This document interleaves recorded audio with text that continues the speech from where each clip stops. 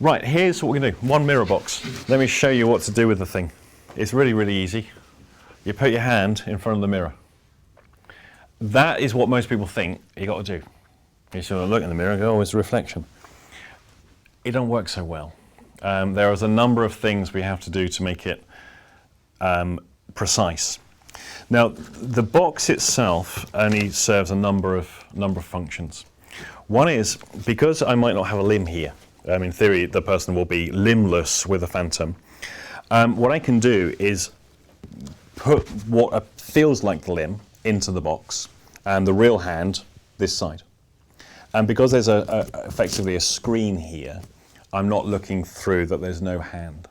So that can make it quite useful. My observation of clinicians and a lot of patients is they regard this in exactly the same way they would regard a tablet. Not an iPad tablet, a medicine. You take the medicine and hope for the best.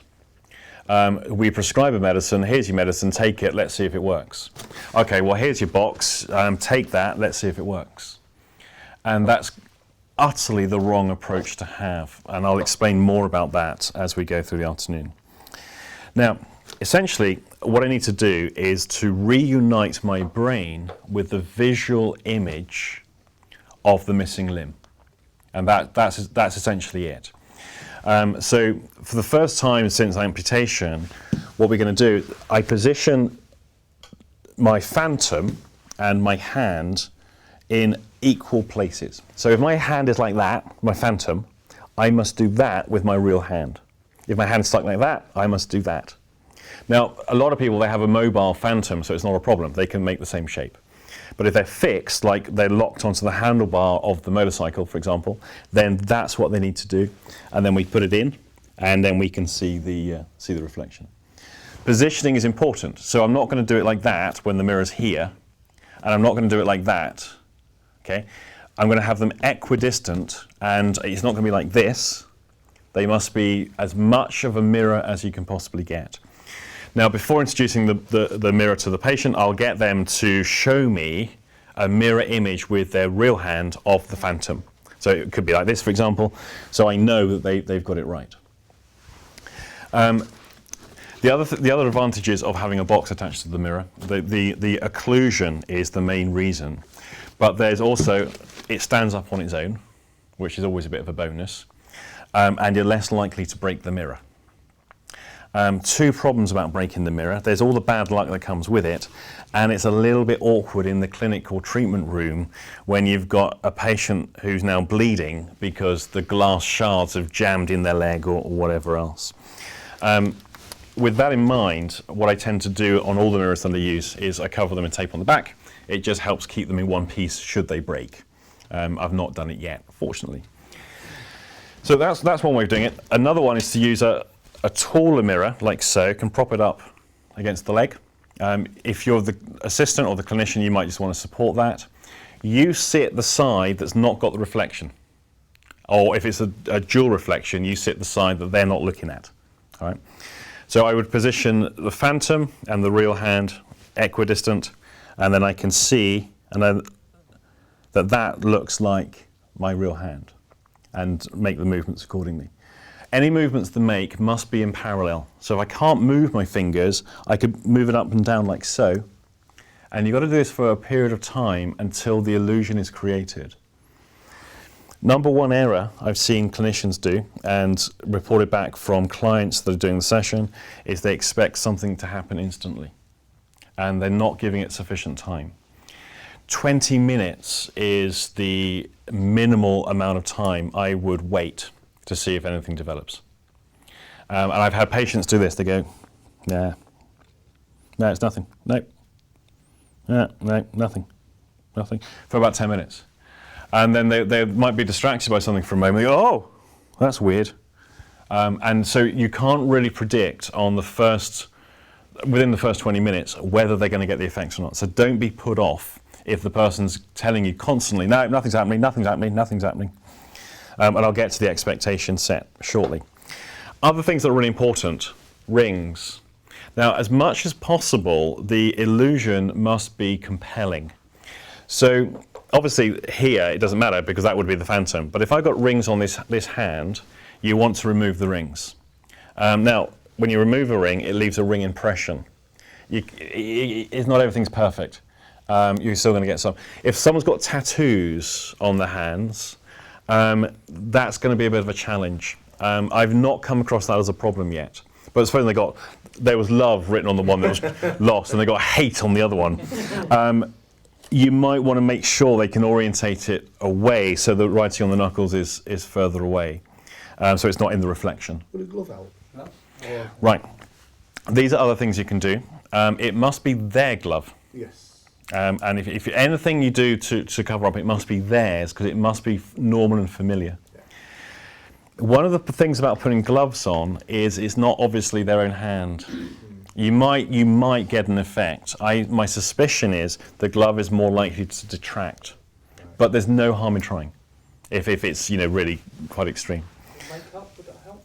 That's another thing I've considered doing. I've never done it, but it is something that's worth considering. Now, the reason I haven't is because they might have had that done 30 years ago, and now we're removing it, and that's not their limb image of their real limb, without the words on it or the tattoos. So it's as close as you can possibly get is what's really important. So position is very important. It must be physically as much of a mirror as you can possibly get. And I say rings are worth removing. If the fingernails are dirty and stuff like that, you might want to just clean those. If they've been working on something and they've got oil on, you just want to clean it up. Make sure things are just as clear as possible, that when they look in that reflection looks like it's this. And that's the important thing. Other stuff, you must polish the mirror. I know it sounds daft, but even if it's got a slight dusting or humidity on there, it's obvious the person's looking into the mirror. As I'm sat here with this, I can see that the angle here is quite important for me visually, because when it's like that, I can see the floor going down because of the pattern. A way around that is to put a clear, either plastic sheeting or a bed sheet on the floor that doesn't have a pattern on it. That can help. However, what I can actually do here is I can utilize it. So again, precision is important. So these are symmetrical stars, so I'm actually going to utilize that, and I'm going to put that right there. So it now looks like, for those that are sat this side, there's a star in the middle. Now, what I now have to do is just make sure that that stays upright, and it's a much more compelling illusion. If I've got it here, I can see the reflection, and that's now asymmetrical with the rest of the floor. The precision of the illusion is critical, and it really, really makes a difference. And the tiniest thing like rings, especially a wedding ring, those things are so personal and important to people. They live with it every day, never really give it too much thought at a conscious level until they're looking in the mirror and they've got a wedding ring on the wrong hand.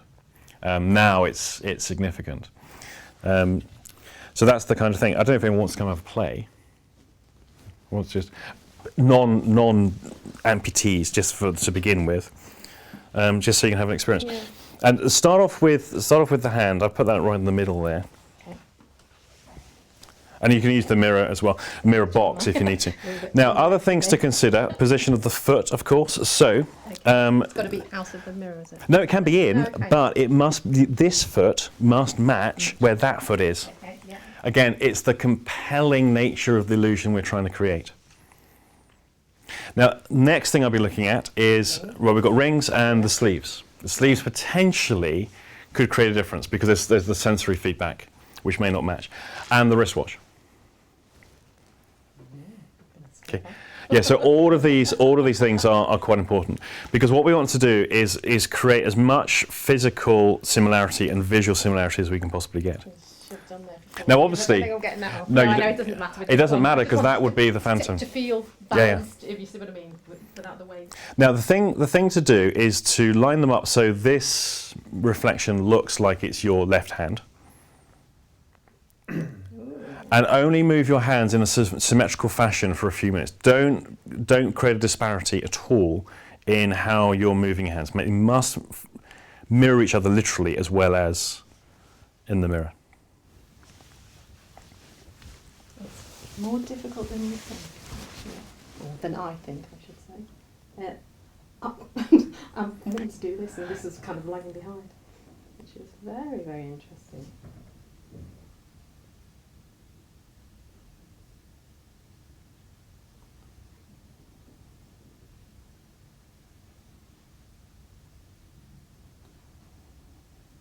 It's really, really interesting illusion. Excellent.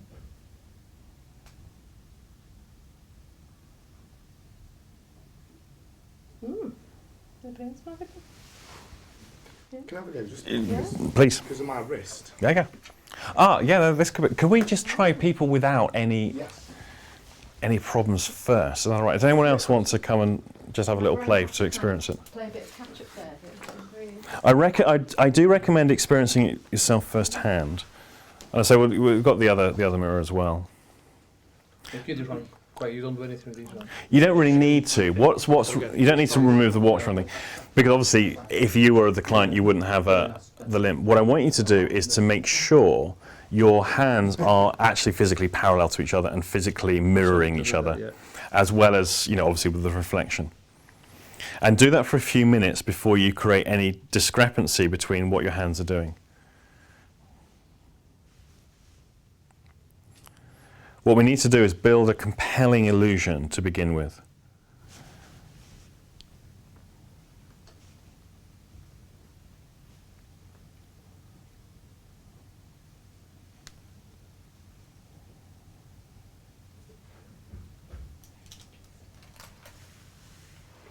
You feel something happening there, don't you? As you do it. Can you explain what that's like? Feels a bit.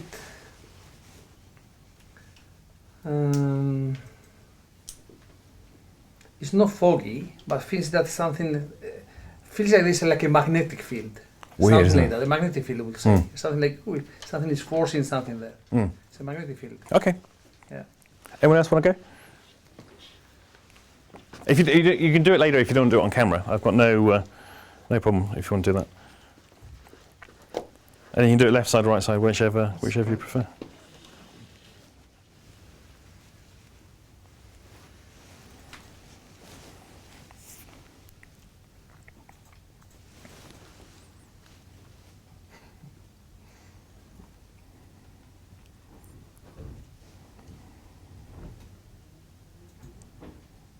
Strange.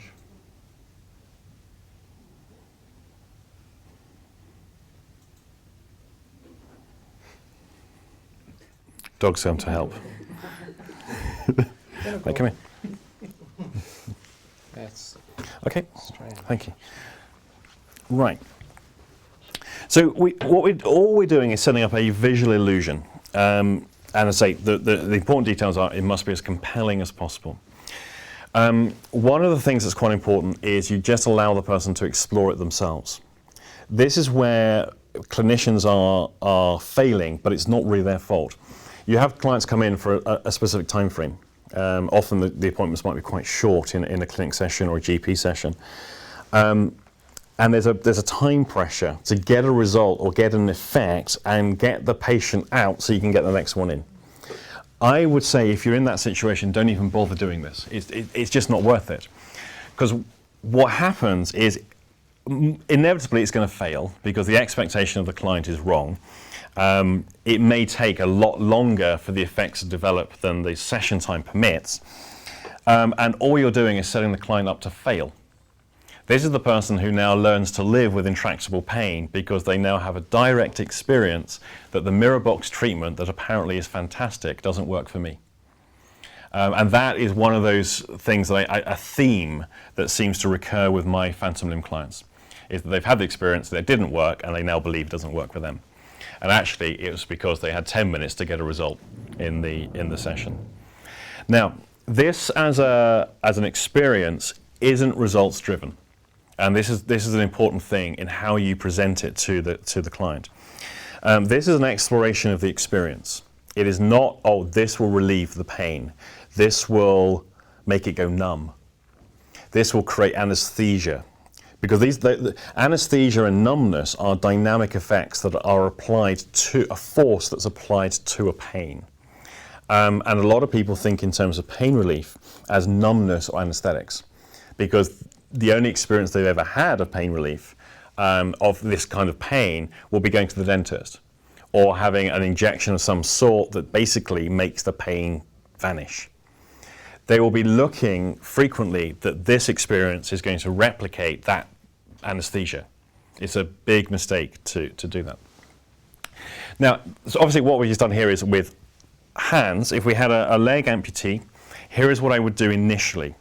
We would leave them with the prosthetic in place and shoes and socks on.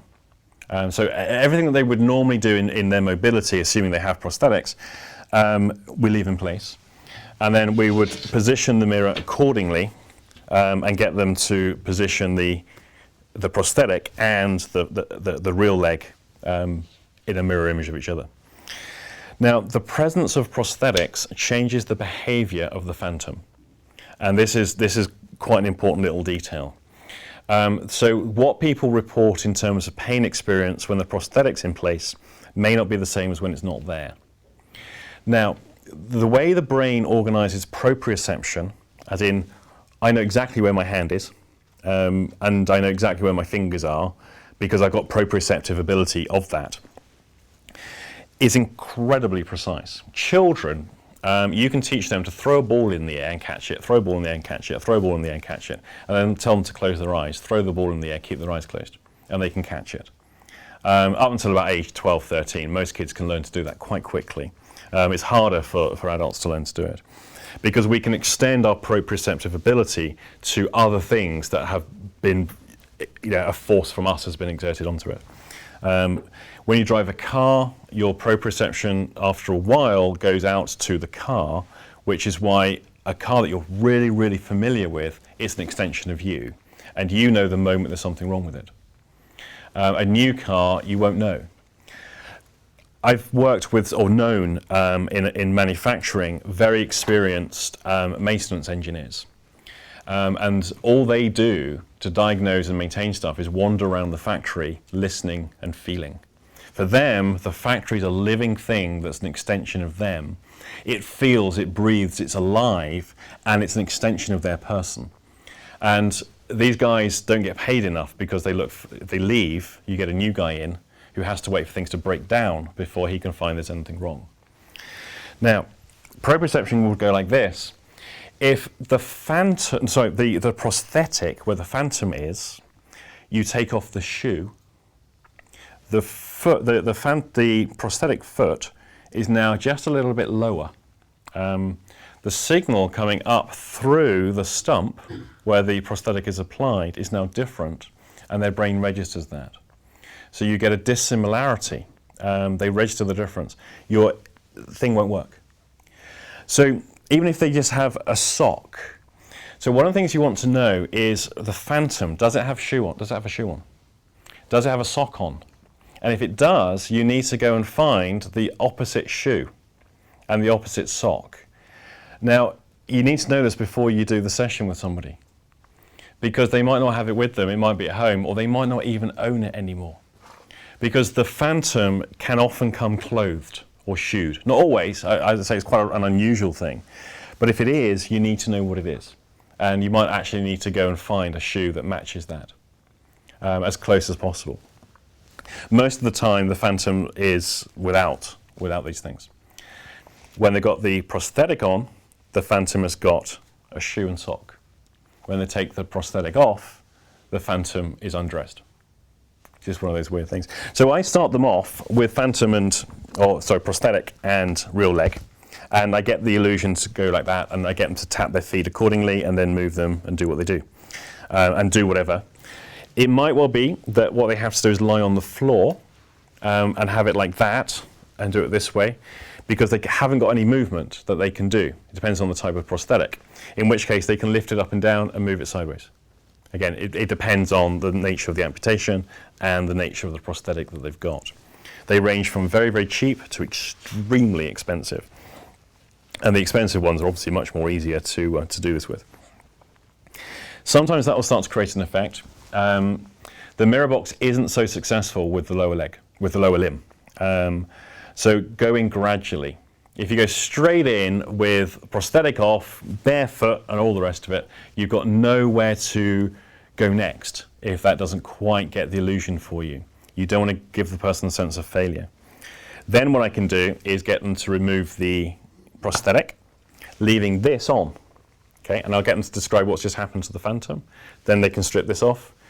I make sure my clients either are wearing good, sealable, closed off, Y-front type underpants, or bring a pair of shorts, because the last thing you want to be doing is sitting opposite somebody who has just, and also for their embarrassment and you know, welfare and all the rest of it. So tell them to come prepared that they're going to be stripping off at some point. They need to know that. If they do take off the shoe and sock, right, get it out of the view of the mirror. You want the reflection to only really, so their focus is on the reflection of their foot. And I say you want to get people lying down if it's an above knee amputation. Anyone want to try it with a foot? They don't get the kiss off, do they? You don't know, you don't have to. I just thought I'd offer. You can have a go afterwards if you like. Just trying to think what other considerations there might be. Two things I always bring, or I've learned to always bring. You want a black cloth and just any old blanket or a bed sheet type stuff, clean. You don't want any embarrassment. Because sometimes if the person's lying on the floor, it might be the foot they're looking at, but what they have is a gap. So what we can do is just cover them over where the leg isn't, that kind of stuff. It all depends on the position, the dynamics. So you want to be able to cover things if need be, and also with the box if need be. Yes. You're obviously sort of describing mirror visual feedback as a methodology for phantom limb, but that's on the context that there's an opposite limb. That's right. What do you do without? Well, if you've got double amputee. Then you're not going to be able to use this method. Okay. Unfortunately. Now, there are other methods that are emerging, because especially people coming back from combat situations, we're seeing people who previously would never have survived. Now, because the improvement in combat medics and all the rest, and the technology and the surgery, people are surviving where previously they wouldn't. So we're seeing people with much bigger injury than ever before who are surviving. One of the technological advances is to use the avatar system, which is essentially you put on your 3D specs and it creates an image where basically you have a body. And it moves and you move it and that kind of stuff. Okay. And that seems to be quite effective for some people. It's incredibly expensive, and I don't know how anyone would actually get on the list to have that as a treatment. Yeah. It's certainly not something a trip to the GP is going to likely, give you to do. I did do an experiment with a double. On my old website, there's a reference to this. I wrote it before I saw the client, which was the theory that if someone has lost both their arms, what you could do is come around behind them, and obviously you have longer arms, and mould your arm to match their. No, forget it. It was about 10 years ago. It seemed like a really good idea. Actually, now I'm thinking about it, I better remove that web page. Probably a good plan. What about using somebody who's similar height and build as a third person in the room to do it? Now, I haven't, but it's interesting you say that, because one of the things that somebody has, I was at a meeting up at, I did a university trip to meet all these researchers doing this, and somebody had engineered exactly that, where they're using mirrors. I think they've got 3 mirrors. I couldn't work out how they do it, where the reflection is of another person's limb as your own. Didn't work either, but it was an interesting idea. But there are people who are using mirror configurations to create different effects. For example, one thing we know is if you have pain in your hand for real, you might want to try this later. Just hit yourself with a hammer or something. Not enough to break it, but enough to make you swear a bit. When it's really, really throbbing, after the initial acute pain has gone and it's throbbing, get a pair of binoculars and turn them around the wrong way. So now it makes everything further away, and look at your hand through the binoculars. It is the weirdest thing to try. Give it a go, see what happens. It doesn't work so well with the immediate acute pain. It's the after pain that it works best with. Just one of those. And it also works well with feet and with foot injuries and stuff like that. Next time you stub your toe, if it hurts the next day, you know what to do. Get a pair of binoculars. So there's all sorts of other methods. Right, these are the things that, as somebody who working with phantom limb patients, these are the things I will follow typically. First of all, I'll do a full assessment, and on the full assessment, I'm looking really for how much of this is actual phantom limb, how much of it is neuroma. Is there remapping? Is there pre-morbid conditions I need to be aware of? Is there post-traumatic stress I need to treat? Do they have any secondary problems like depression, anxiety, that kind of stuff? And that will be my initial work with them. Most of the time, I'm working with people who are 10, 20 years post-amputation. So those things aren't really that much of a problem. They've done all that. They've been through that. Then, if any of those things are present, I will then start the treatment of those problems. And I'll use the various brief therapy techniques that many of you are aware of in order to work with those. I'm very unlikely to do that and a mirror box in the same session.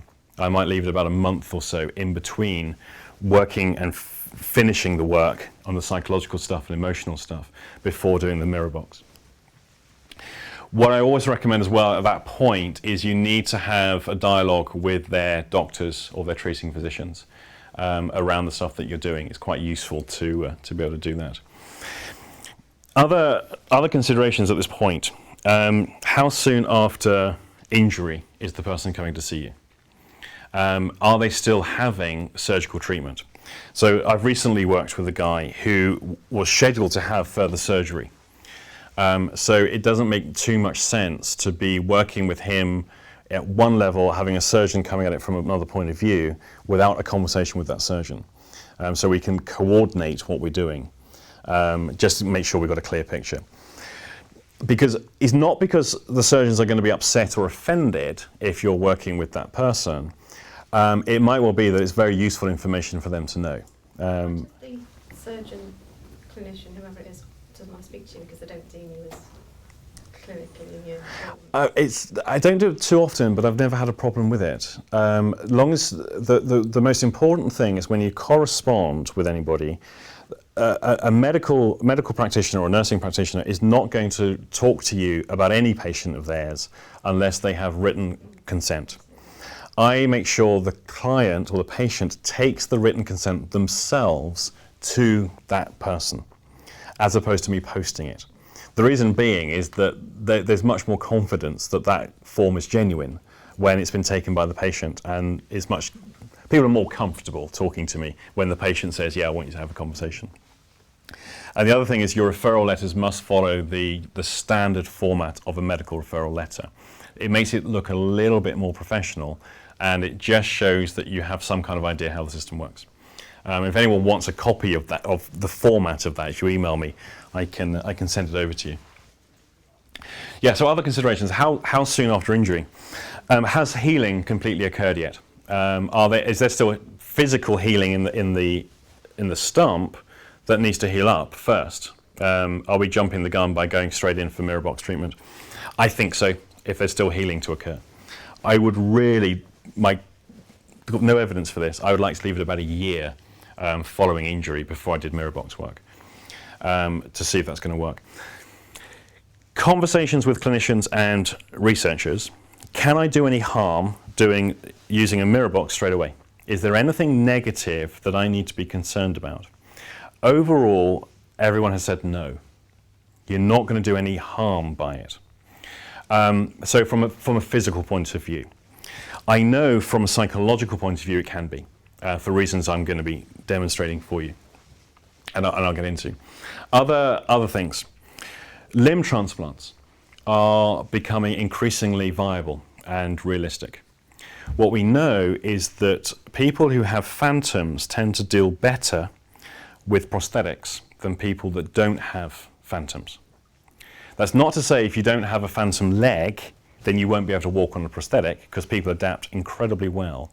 It's just that the sensory somatic experience of walking on a leg that your brain says is there, even though it's not, with a prosthetic is much easier to deal with than I don't have anything there, but we'll put something in its place and try and walk on that. People can. So my question to a number of clinicians and researchers was, if I've got a young person who's come to see me, and the reality is in their lifetime, limb transplants might become normal, and I completely remove the phantom, am I incapacitating their opportunities in the future for surgical replacement of the limb? No one can answer that question. But consistently, the answer has come back that the brain can reorganize itself very, very quickly in the event of transplant. So overall, what people are saying to me is that it shouldn't be a primary concern. However, I would discuss it with the family and with the young person first, because it is a risk. But we don't know because it's not happened yet. We don't have enough people with limb transplants. The problem with limb transplants is that most people that have had them, or a lot of people that have had them, probably be more realistic, have then had them removed again afterwards. There is something about having another man's hand about it. Physically, it won't look the same. There'll be enough of a differences, and it's not their hand. I mean, if I asked you to wash your face with my hand, it won't be quite the same as washing your face with your own hand. And I could extend that to other areas, but we won't go into that. But you can see where this could end up. Somebody did say to me that they would never be able to cope with another man's hand replacing their hand, but they could cope if it was a woman's hand. Now, I know that sounds crazy, but I get that. I can understand how they could arrive at that experience. I haven't had any women say to me they would rather have a man's hand, but who knows? The considerations go far beyond the obvious and the most practical. They go into all sorts of subtle areas of emotional and psychological experience. So I will be treating, in the assessment, I want to just check on those things. This is the treatment of the related problems. Now, expectation management is the one thing that gets missed again and again and again and again. And I think people that try to do this, they rush it. Have you noticed I've not got anyone yet with an amputation to come and use the Mirrorbox? There's a reason why I'm making you wait. Predominantly because if you're in pain a lot for a long time, there's a bit of you missing, and all of the associated problems that come with that. The offer of assistance to come from something so simple as this to get rid of the pain and to basically put your life back fairly normally, that's pretty important. This is something that is probably the most significant thing that person will experience for a very long time. This can be the most life-changing opportunity for that person since their accident, and all of the problems that have come with their chronic pain and all those difficulties. There's a high level of expectation and a very high level of anticipation. And sometimes people are saying, is it going to go numb? Will it make it go away? Will everything be back to normal? What's going to happen? It's going to be incredible. I don't want to be disappointed. What if it doesn't work? All that kind of stuff. They then go about it with gusto, and what they're doing is waiting for something to happen. They're not observing and exploring what emerges from the experience. The Mirrorbox experience is a very subtle, weird exploration of the psychological realm of experience.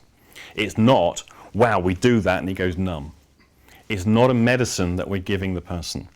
So it's very, very important to explain that to them. What we need to do is to demystify it and almost make it dull. Because by the time the person has come to see me, I'm their last hope.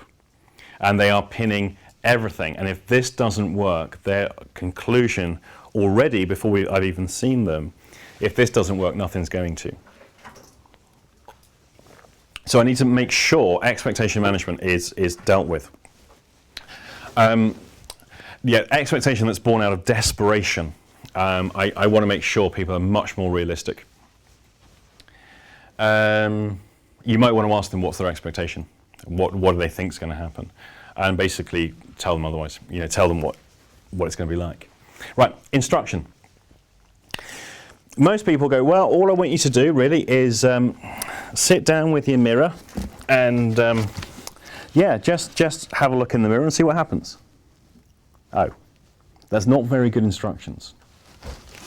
I emphasize the importance of creating the illusion, the importance of keeping everything mirror image of the phantom to begin with. They must maintain that. Demystifying the process, I've written up there, and take your time. I have a theory, and it is only a theory, that if you can keep going until the person is bored, and then allow them to have the mirror box, you're more likely to get a good result. We haven't tested that yet. It's one of the things that's on the list to be tested. I personally am convinced that that is true. Because of the experience is very subtle, and it's a weird realm of experience that most people have never explored before. If they're hyped up, there's a lot of internal noise going on, a lot of chatter, a lot of emotions, a lot of pain, and all of that stuff, they might fail to notice that experience. So I think if you can calm it all down and then work, you're more likely to get a good result. And then I will show them. I will show them what I want them to do with the mirror. And I'll give them a lengthy demonstration, talk through it. And I go, okay, we'll take a break. Do you want a cup of tea? And then go and put the kettle on. Again, I'm just dampening down the anticipation, the expectation, to the point that it's all becoming very, very ordinary. Any questions about that part? My suggestion too, if you don't do that adequately, you're not necessarily going to get a good result, even if a good result is readily available. What will people have experienced from the NHS as an attempt to do something for this? Well, if you want to give that a go, Alan, just stick your hand in there and let us know what you notice. Does that take the pain away? Right. So this is something That's used anywhere. But are there other things that you might try? It's used badly. A lot of medication. Other stuff. Something that's very popular, Farablock. Farablock, this is interesting in that some people say it's absolutely life-changing.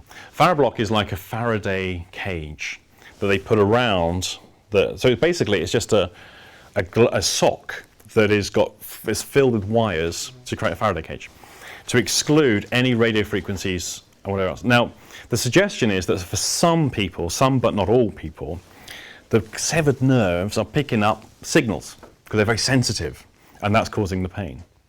I think that sounds total nonsense, but I've met enough people that say Farablock changes their life. They take it off and very quickly things start to hurt again. I have met people that if they go with their stump near certain electrical items, they can't cope. I've had somebody come to see me in the spare bedroom that I work in. Before he came, he said, please can you make sure all of the electrical items in the room are turned off because they cause excruciating pain. And he was a sensible guy. He wasn't crazy. So for him, maybe could be suggestion, of course. And medication is the other. Anticonvulsants are very popular. Antidepressants are very popular, especially the tricyclic antidepressants because their function in the synapse. Standard pain relief, and often you get all three.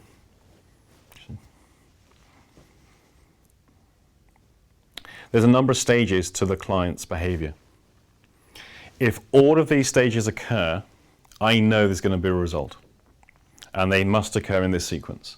If any of these stages occur out of sequence, we generally won't predict a particularly good outcome. So the first predictor is there remapping? Is it mobile? Okay, those are the two biggies. Stage number one, the person sits down with the mirror, and there's a degree of expectation and anticipation. They don't know what's going to happen.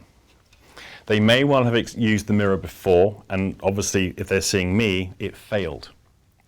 So I have now removed, by all the stuff I've been going through, I may be talking to them for over an hour before they even see the mirror, any belief that this doesn't work for them. I've basically neutralized their previous experiences. And sometimes I'll do that by stating that clinicians don't always know what they're doing. I won't do that in front of other clinicians necessarily. There's an expectation and anticipation. They're then going to position themselves accordingly, and they're going to look. And now there's a certain pressure on them. The certain pressure says this must work. There's a desperation going on here. This is really, really, really important to them. This is probably one of the most important things they'll do for a very, very long time, and they've got to get it right. If they just go, oh, give it a go, I might not give them the mirror just yet. I might do some more expectation work with them. So I want a degree of sincerity and congruence with what they're expecting, but I don't want them to be working out of desperation. They're then going to focus. And people really do. They focus on it because it's so important. And they focus, focus, focus, focus. Now, at some point, that may last any period of time. The number one thing you can do as the clinician at that moment that they're focused is leave the room. Go and post some letters, go and answer your emails, go and have lunch. This is the point where most clinicians screw it up for the client. They say things like, do you notice anything? Is anything happening? How does it feel? All this kind of stuff. And the focus point is really important.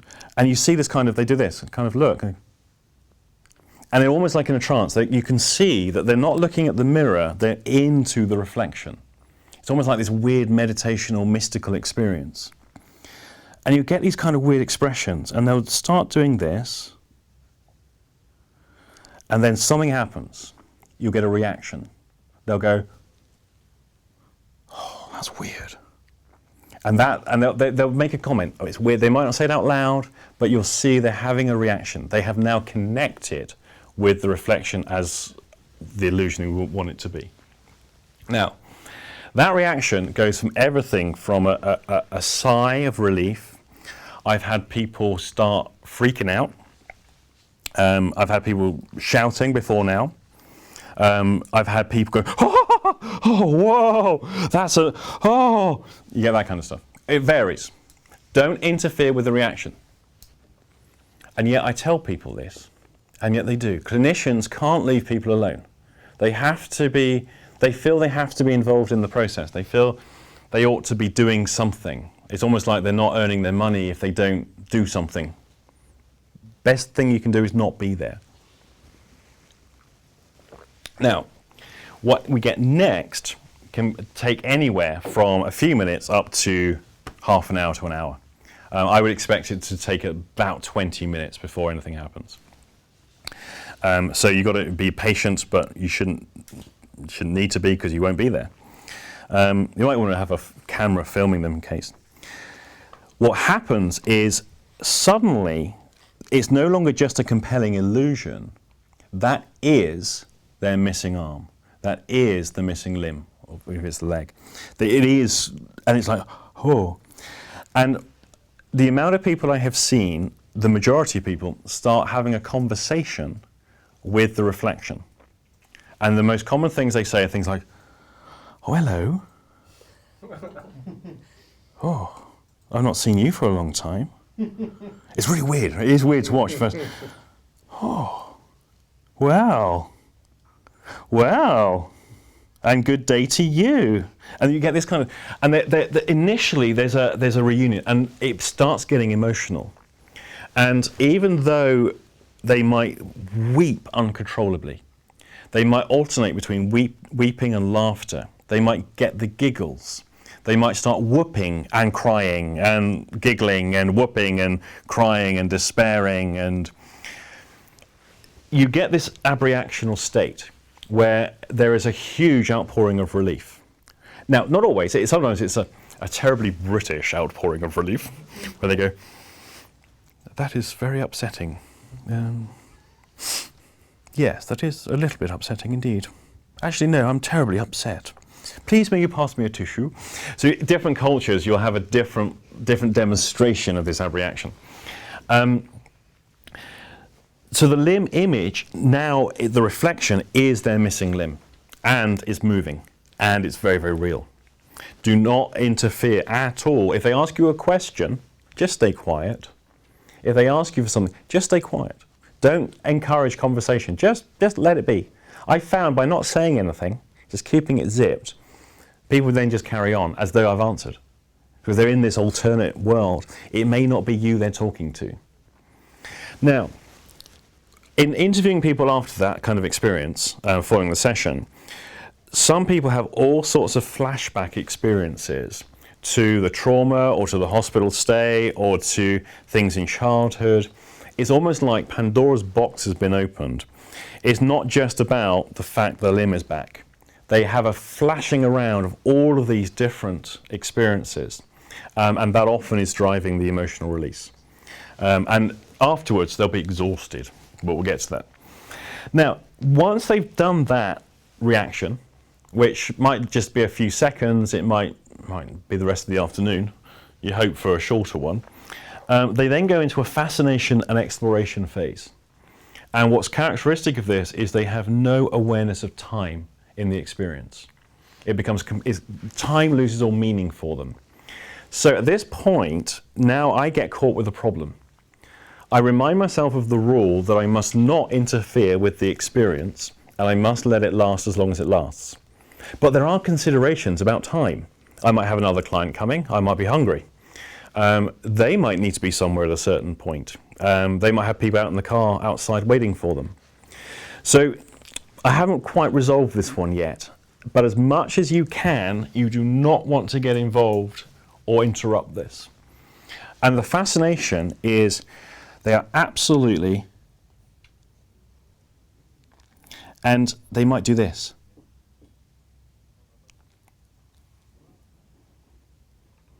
The tiniest little movement of one finger, and it doesn't look like they're doing much. Like a child in a sandpit whizzing a car around these little roads. There's a whole universe going on there. That's not just a car in the sandpit. This is an even bigger experience. That little thing there is a completely mystical, absorbed experience. They will be so in deep, it doesn't look like they're doing much. They are doing a lot of stuff. Just got to leave them to it. And they just get fixated. They might explore a little bit and they get fascinated by that exploration. And it might be this, you see this, they go,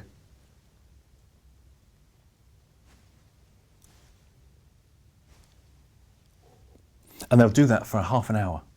Think, what are you doing? Don't know. But for them, it's like, wow. It's like they've taken LSD or something like that, like, wow.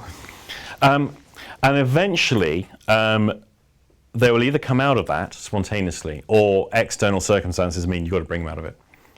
The longest I think has been about 3 hours I've had somebody doing this for.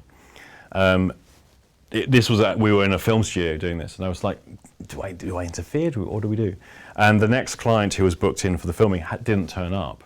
So we had 2-hour slots for everybody. So we just let it continue to run. And the other thing that we tend to find is after the session, we have noticeable fatigue. And people will report they sleep extremely well, and often for longer than they've slept for a very long time.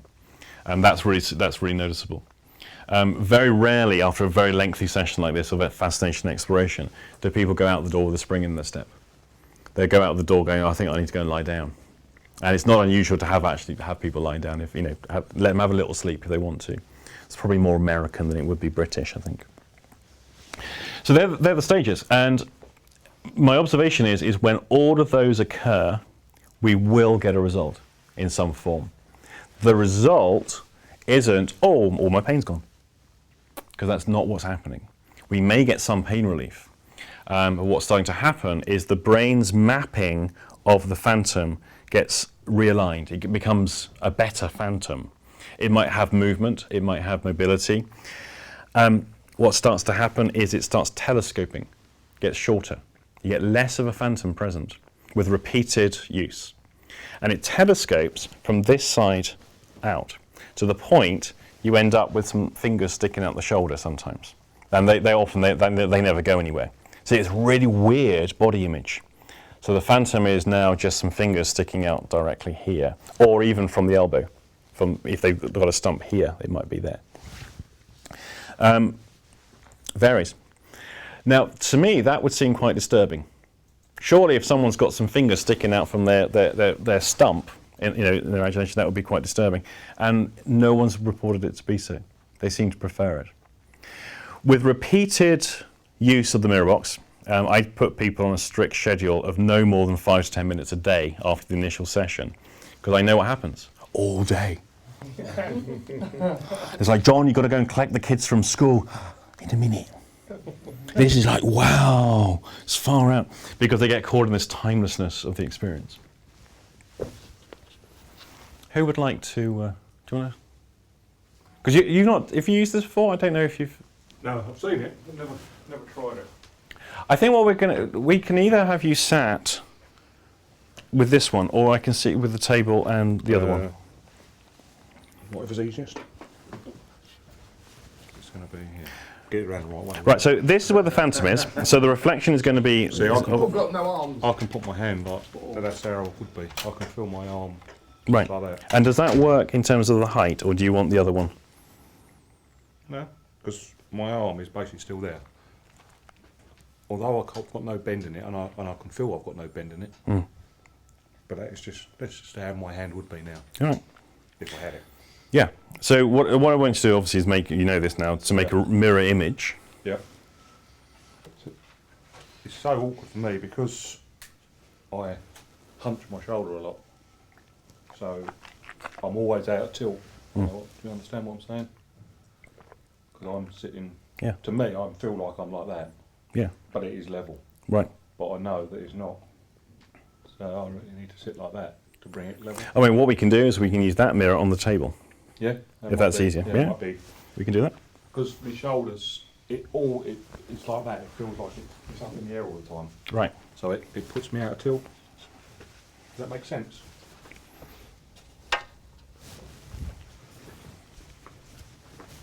So what I'll do is... Sorry, you can say that.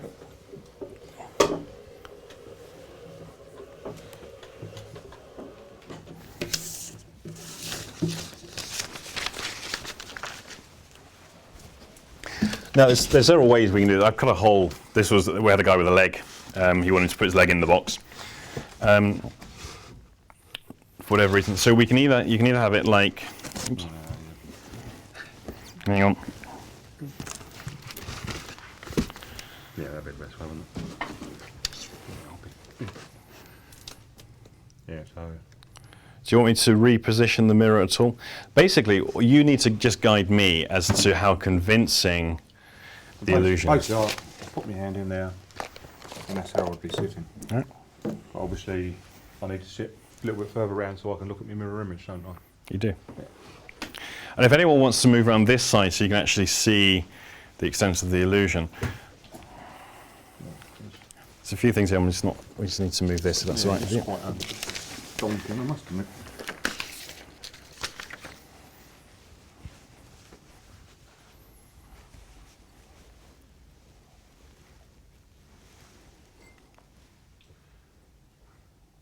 It's quite eerie, actually.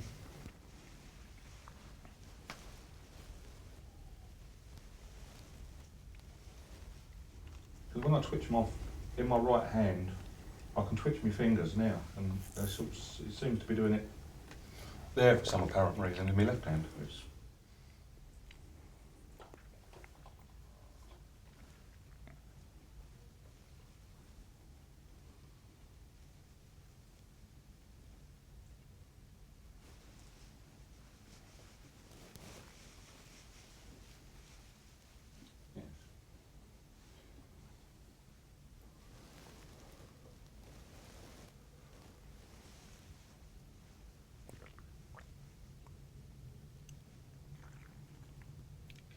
Yes, it's mind blowing, isn't it? When I can sit and do that with that finger, and I can feel it twitching.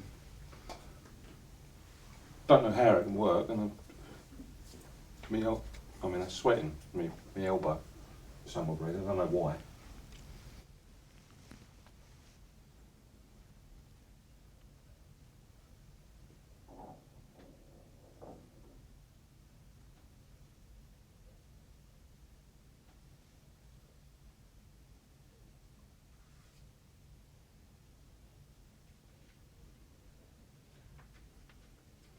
Now, I wouldn't say the phantom pain's gone. It's not there, but it's there. But is that because I'm focused on the mirror? Because the pain is still the burning sensation, but it's further back in my mind. Is that because I'm basically telling myself that I'm doing it with that hand?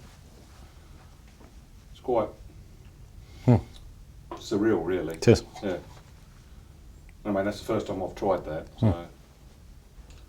Do you want to keep going? Yeah. But you say don't get enthralled in it, sort of 10 minutes at a time. No, for the first session, I'm going to let you go through it just to see what your experience is of the. Well, more than probably see it all day now. Which is fairly typical, I've got to say. That's. Because it's. Bear in mind, that's the first time I've moved my thumb and fingers like that for 30 odd years. So to actually sit there and do that, it's.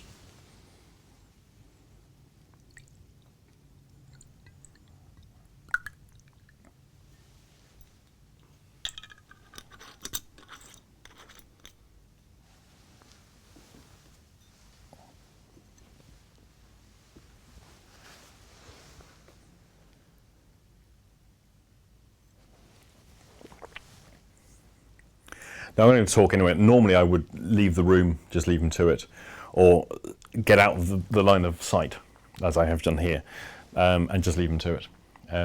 But I'll talk anyway, because otherwise you're just going to be sat watching a man looking in the mirror for the rest of the afternoon. But you carry on. You seriously, you carry on. I'll try and keep this lot entertained for a minute.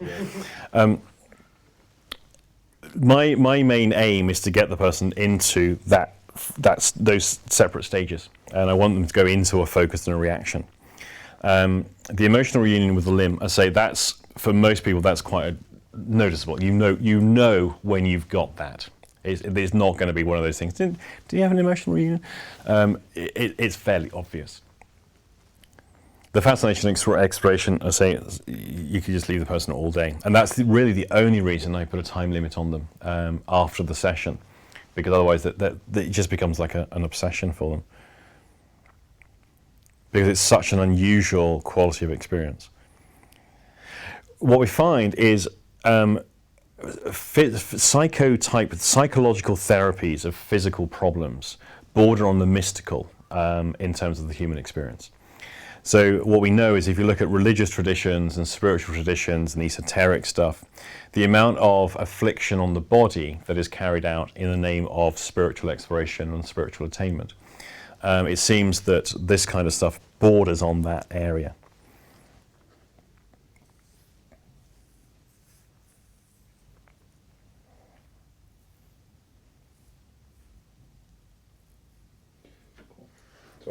Quite fascinating, actually. Just to I can see how you say you get drawn into sitting there all day.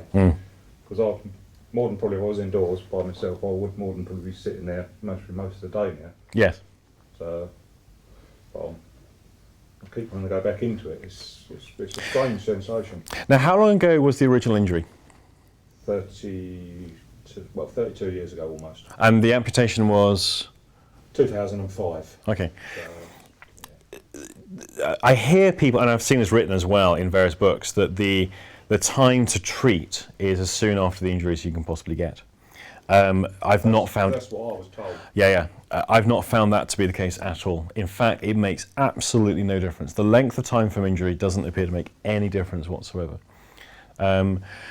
What it might make a difference of is how much a person has tried in their previous attempts at relieving themselves of pain, because there are therapists who will offer all sorts of crazy therapies in order to make money and basically relieve people of their cash. In the snake oil salesmen are everywhere.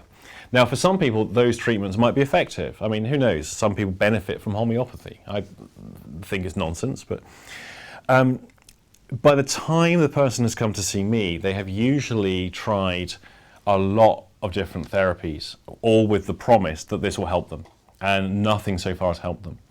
And I have a little suspicion that for some people, their temptation with the Mirrorbox would be to try it, after 2 or 3 minutes go, well, that was a waste of time, just like everything else, because their experience is a succession of failures. And that might be why some people have observed the length of time post-injury is a factor, but I really haven't found that to be the case. Because it's, with other stuff, it can be the gazebo effect, isn't it? Where basically you can be given a drug, just because it's good, they say it's good for you, you think it's good for you. Right. But it's not. Yes.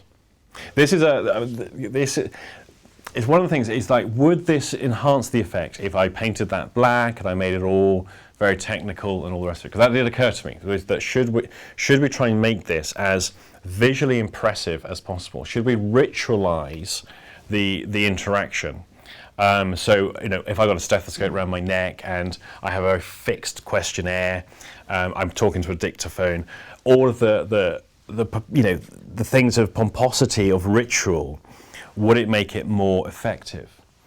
I don't think it does. I think the more we do that, we detract from the individual mystical exploration. And it is, it's not something I like to use as a word really in relation to treatment, but this is a mystical experience for people. There's no way getting away from that. And I think it's much better just to keep it as nice and basic, status-free as possible, be an ordinary person talking to an ordinary person, and allow them to explore their experience, rather than trying to shape it for them with our professionalism needs and all the rest of it. Well, I could knock that up indoors myself. Yes. And sit there for 10, 15 minutes a day. Well, maybe a couple 3 hours. Because it's new Yes. to me, so, but I'm drawn to come sit there and keep doing it. Yeah. You're welcome to do so here if you don't mind an audience watching you as you do that. Okay, can you just talk us through then? So what is happening, can you describe to people please what is happening with let's start off with what's happening to the phantom when you're using the mirror. Can you do it again and talk us through what's happening? It's quite, when you go like that, it's quite surreal. When you put the hand in, the pain, it's still there, but because it was been paralysed and not moved for so long, when I do that, it relieves this, like the tension, for a better word. And as I'm moving my fingers, the pain sensation's changing. Although I haven't got anything there, it's so weird to try and explain. Because you know, I can feel my hand doing that. It's hard to put into words because your brain's telling you that, it's telling me that, you know, what you're talking about. But when I'm looking, it's driving me a bit crazy at the moment because it's a lot to take in because I've not done that for, well, over 30 years with my fingers. So my brain's running overtime at the moment, thinking, it can't be. Okay. And is there anything physical sensation in the portion of the arm that's left on the elbow? Other than it's actually sweating, which is unusual for my stump to sweat. There's two possibilities. It's quite hot in the room, but that is something I see quite a lot. That doesn't normally sweat at all. Yeah. And, you know, We get physiological changes. So some people become very flushed. The blotchy effect is quite common. Some people do become quite sweaty. Some people go very, very quiet. Now you say your brain's racing. Yeah. Others, they go very quiet inside. And it's the first time they've had peace in years. Yeah. You know, you get different effects that can occur for people. But obviously, with that, it's working. It's taking my mind away from it, isn't it? Because if I'm active, I don't get the phantom pain so much. If I'm really busy and rushing around, I don't get it nearly as bad as when I've got my quiet time. So this would be ideal for your quiet time, to sit there And can I just get you to demonstrate something for the group? Can you please just recreate the illusion and then have a look at the effect? And when you've got the effect going on, just let me know.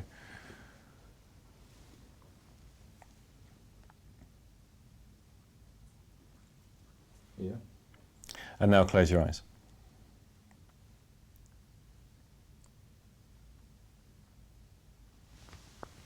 What happened? It sort of just disappeared really more than anything else. Okay. It's not there anymore. Okay, keep your. I don't know if your eyes are open. I've moved out of line of sight. With your eyes closed, then recreate the parallel mirror image, and then open your eyes and have a look at the reflection.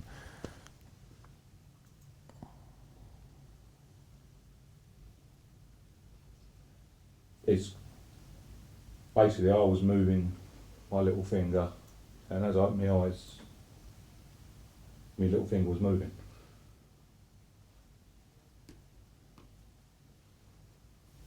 Yeah, it's hard to get around actually. So it's really.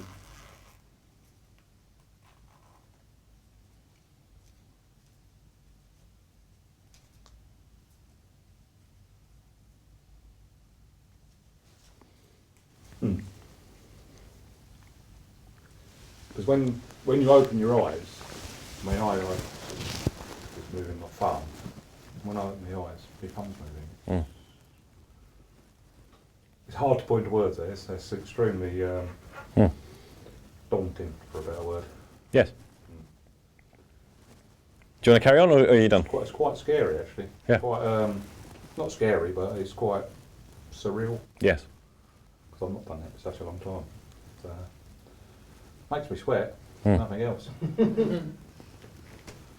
But it could be quite interesting. I mean, I'm open-minded to it, so, and it's taken my mind away from the pain, so, which is quite good. So I like to knock myself up a little box at home. Yeah. I'd say it's ever so easy. Just one of the things, if the mirror's heavy, obviously what you can do is either get a couple of bricks or a pile of books in there, and it just weights it down a bit. Because there's no on size, is it? It doesn't really matter. You could have one half. That's right. That, couldn't you? Because all you need is the size of your hand. There's commercial ones available. Yes. The little fold, they're literally that big. Yeah. It's a fold-out black thing just Yeah, for the I've hand. seen them on, Yeah. the internet, yeah. And they're fine. But then you can knock it up yourself for nothing. That's right. Yeah. Does anyone have any questions about this, or are you right to answer any questions people have any? Yeah, I'm fine with Let me it. have clear. So when you close your eyes, Yep. you're not experiencing the same. How different was it? It's niche. As soon as you shut your eyes, you're still doing, your hand's still moving. And I thought when I would open my eyes again, it wouldn't be working anymore. But as I opened my eyes, I was actually doing that when I shut my eyes. And as I opened my eyes, I was still doing it with my thumb. Rather than, because I thought I was going to open my eyes and I'd be in a different position with my fingers, but it was actually following what I was doing, even with my eyes shut. So when I opened my eyes, I was still doing that, although it was my right hand that was moving. Can you explain that, Andy? I cannot understand it.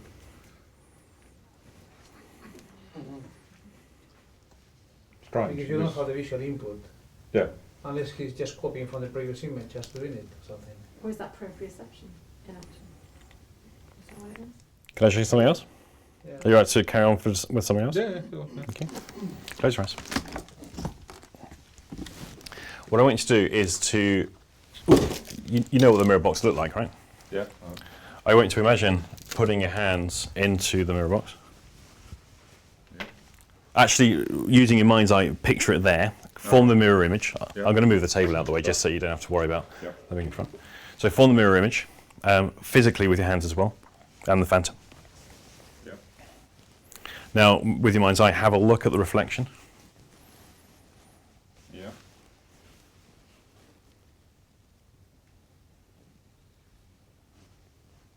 Yeah. What do you notice? Well, I'm moving my fingers, thumb. Little finger.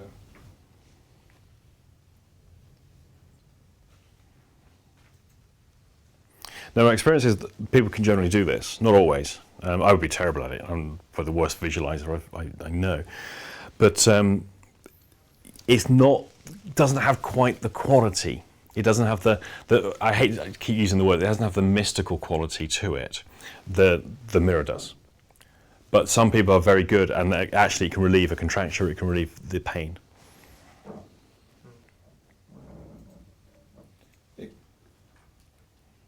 Obviously, when your eyes are shut, because I get like shooting sensations, and if you can focus on something that takes them away, and I'm actually sitting in there, that's what I'm doing with my hand, but I haven't got it, and I'm sitting there physically doing that, because it sort of stems the flow. Yes. It disrupts the shooting pains by just doing that. But I'll do that all day long. Right. That is part of my sort of getting out from the pain. So I've obviously taught my mind already to do that, and obviously with the Mirrorbox might help it even further. Any other thoughts or questions? I'm not really sure how we're going on. Say that hand was frozen. Yes. His phantom limb, and he puts them both in the box. Which are we encouraging to move? His normal hand? No. What he must do, if that one's locked like that, and that's the phantom, I put that as an exact mirror image. Yeah. Now, I can't do that, can I? No. So initially, for the first 20 minutes or so, I can do that. Yeah. I can do that. Yeah, I can. Encourage any movement. Yeah, I can do those. And once we have gone from sort of expectation, anticipation, and now we've got focus, and we start seeing a reaction. Oh, that's weird. Oh, that's really odd. Now you can get them to start making movements. Right, okay. But if you encourage them to make the movements too soon, you're not going to create the illusion, because now it's obvious all they're doing is looking in the mirror, because their physical feedback from the phantom, the limb that's not there, physically tells them that's not happening. Yeah. So at some point, something will probably free off. Which is why the best thing a clinician can do is leave the room, because they start saying, now make some movements, see if you, try really hard now to move your fingers, and say, and it's like, no, you don't want to do that. But I understand, because they often only have a very short window of time, and they want a result, they want a reward for their client. They understand the importance of it. Yeah, but it's also all about them rather than being about the client. Oh yeah, the patients get in the way of a very well-run clinic. They want stuff, and they don't do it the way we want them to do it, and stuff like that. Yeah. Yeah. But I could sit indoors all day. I should think. Yes, I think you probably could. Yeah, just. Yeah, don't, because you're going to. You do one lengthy session. That's my recommendation to you, and do the full exploration, no matter how long that takes. Yeah, just sit there. And then after that, because what I'd be looking for is to take you through those stages. Would it be good to get into a routine though, like first thing in the morning, do it, or last thing at night, or just as and when you've got spare 5 minutes? Now, I know on the website I wrote about follow-up and discharge protocols. I don't get involved in those questions. I used to. The only thing I say is to limit it to a handful of minutes per session, to prevent them driving everyone crazy that they live with, because it's like, will you leave that mirror alone and come and, how often and where and when the context is entirely up to you. Entirely up, yeah. Because it's your exploration of your experience. So, in theory, it'd be better not to get into a routine of doing it at a certain time. You're better off just doing it as and when. As and when you. If that's what you say. Yeah. 5 minutes. All right, Dave. But you'll find out. Yeah. Because you don't know yet. Yeah. You're going to have to. You'll have to find out as you go.